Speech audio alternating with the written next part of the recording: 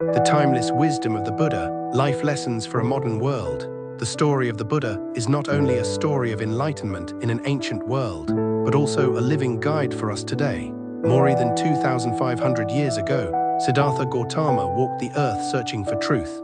He was born into wealth and privilege, yet he discovered that even with comfort, the human heart still suffers. In this discovery lies a timeless truth. Our struggles today are not so different from the struggles of long ago. The Buddha once said, "Peace comes from within. Do not seek it without." In a modern world where so many people chase success, validation, likes, followers, and wealth, this teaching reminds us that no matter how much we gain outwardly, if the mind is restless, there will be no peace. Look around, people who appear to have it all often admit that they feel empty, anxious, or lost. Why? Because peace is not sold in markets, not earned through trophies, and not stored in bank accounts. Peace is cultivated in the quiet discipline of the mind. But cultivating peace does not mean escaping life or avoiding challenges. In fact, the Buddha's journey shows us the opposite. As a young prince, Siddhartha had everything: a palace, servants, riches, even protection from the sight of sickness and death. But when he encountered suffering face to face, the old man, the sick man, the corpse, he realized that no wall of comfort could shield him from life's inevitable truths. And so he walked away from comfort, seeking understanding. That moment reflects a lesson for us today. How many of us cling to comfort zones? How many of us numb ourselves with distractions instead of facing the reality of our lives? The Buddha teaches us that courage begins when we face suffering directly. He once said, "All conditioned things are impermanent." When one sees this with wisdom, one turns away from suffering. This is not a call to pessimism. It is a call to awareness. When we accept that change is inevitable, that loss is inevitable, we stop being surprised by it, and we begin to grow resilient.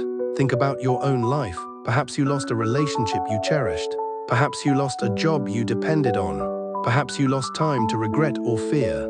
The teaching of impermanence is not meant to make you hopeless. It is meant to make you free. If you truly see that everything is changing, you learn not to cling too tightly to what will pass away. You learn instead to treasure the moment you have. The Buddha said, "Do not dwell in the past. Do not dream of the future. Concentrate the mind on the present moment." In those words lies an answer to one of the greatest modern illnesses: distraction.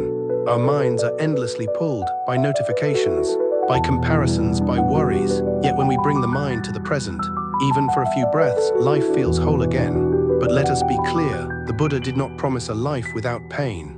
He taught instead the noble truth that suffering exists.